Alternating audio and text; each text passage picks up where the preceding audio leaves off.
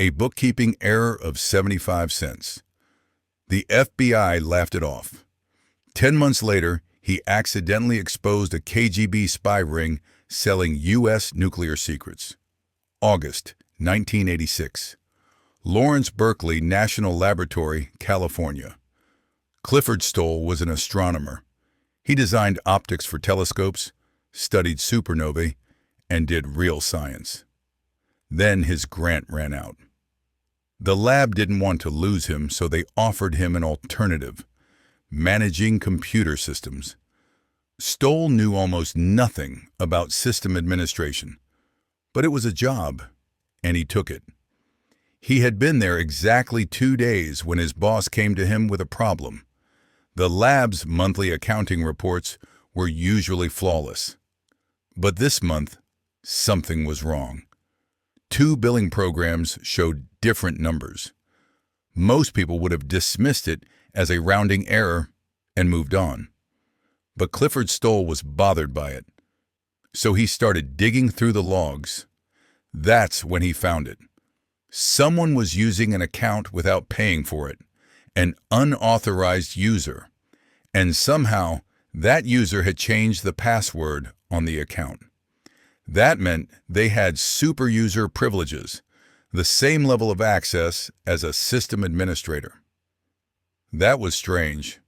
Stoll could have simply shut down the account and gone home.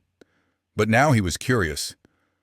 Probably some graduate student playing a prank, right? But how could he prove it?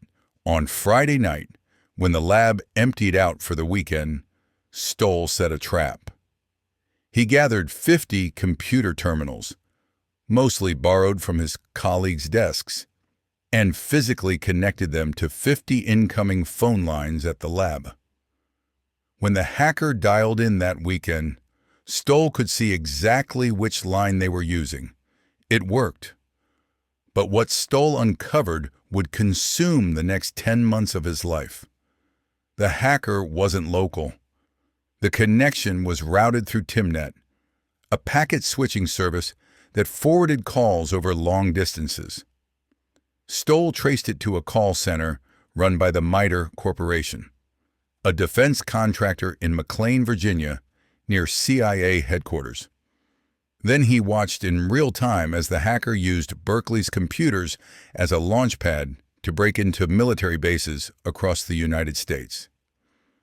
The hacker systematically searched for files containing specific words: nuclear, SDI, the Strategic Defense Initiative, Reagan's proposed missile defense system known as Star Wars.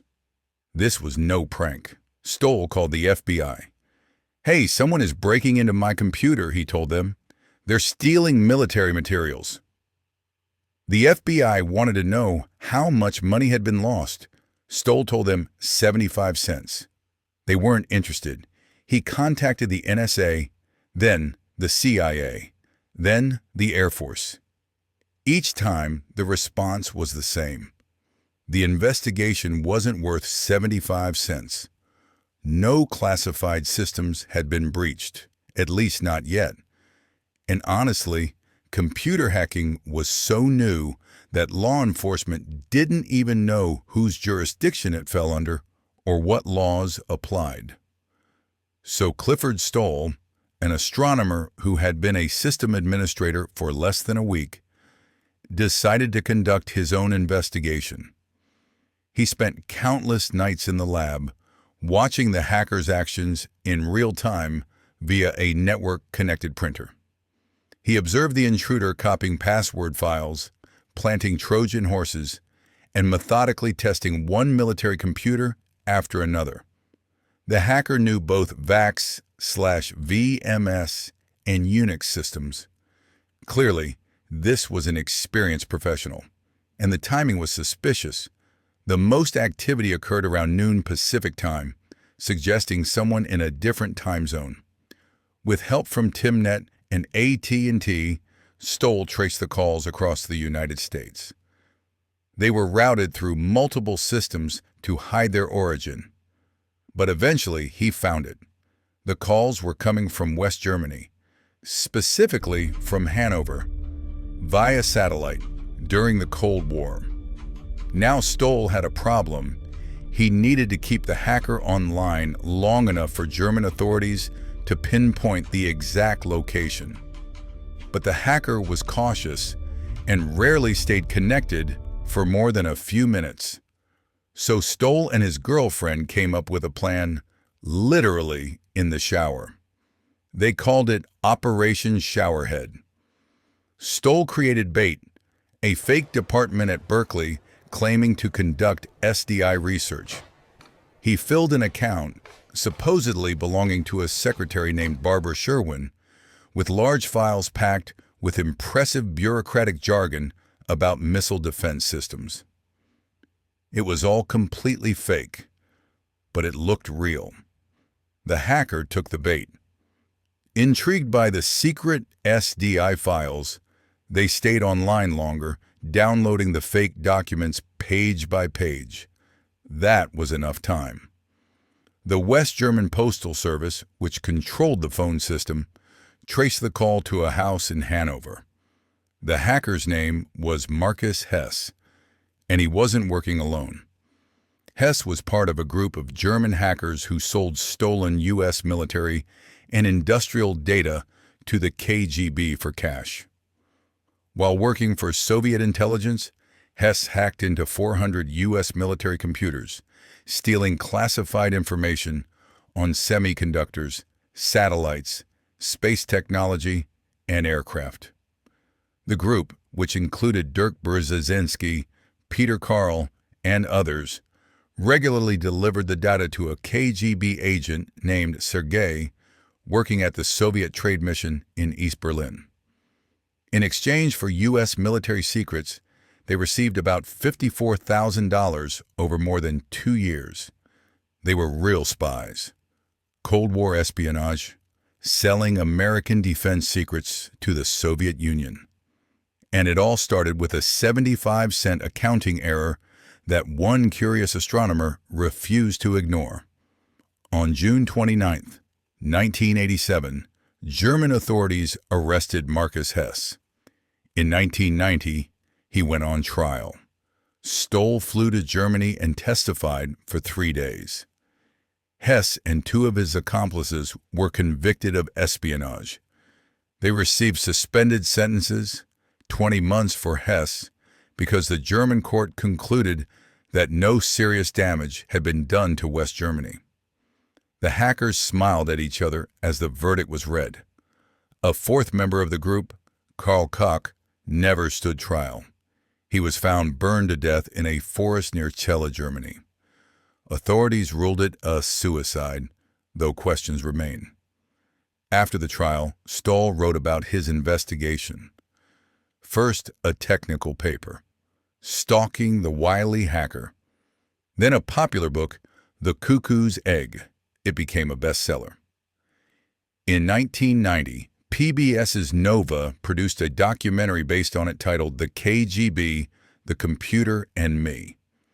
Stoll's investigation became one of the first major documented cases of cybersecurity. His methods, log monitoring, network tracing, setting traps for hackers, helped lay the foundations of modern computer forensics. What methods do cybersecurity professionals use today? Many of them trace back to one astronomer in a basement who couldn't accept a 75-cent discrepancy. And all of this, an international investigation, Cold War espionage, the foundations of modern cybersecurity, began because one person refused to ignore a small detail. Think about that. The FBI, the CIA, the NSA, all of them said it wasn't worth investigating. Too small, too insignificant. 75 cents, 9 seconds of computer time. Who cares? Clifford Stoll cared. Not because he was a cybersecurity expert. He barely knew how to run a computer system. Not because he was ambitious. He simply wanted to understand why the numbers didn't add up. He cared because something didn't make sense. And when something doesn't make sense, there's usually a reason. The 75-cent error was like a loose thread sticking out of a sweater. Stoll pulled on it, and everything unraveled. A KGB spy network, 400 hacked U.S. military computers, stolen defense secrets about satellites, semiconductors, space technology, and nuclear systems, all hidden behind 9 seconds of unpaid computer time. Today, we live in a world where cybersecurity is a multi-billion-dollar industry, where companies hire thousands of people to defend against hackers, where governments have entire agencies dedicated to digital defense. That world exists in part because an astronomer, 2 days into a computer job, refused to ignore an anomaly. The lesson isn't just about cybersecurity, it's about attention to detail, about curiosity, about refusing to accept good enough when something doesn't add up. It's about the fact that big problems often appear as small inconsistencies. A 75-cent error, a slightly incorrect number, a tiny thread that, if you pull it long enough, turns into something massive. Most people wouldn't have noticed. Clifford Stoll did. And because of that, he accidentally became a Cold War hero, helped create modern cybersecurity, and proved something important. Sometimes, the smallest details matter the most. Sometimes what everyone else ignores is actually the key to everything. Sometimes 75 cents are worth $54,000 in stolen secrets and 400 hacked military computers.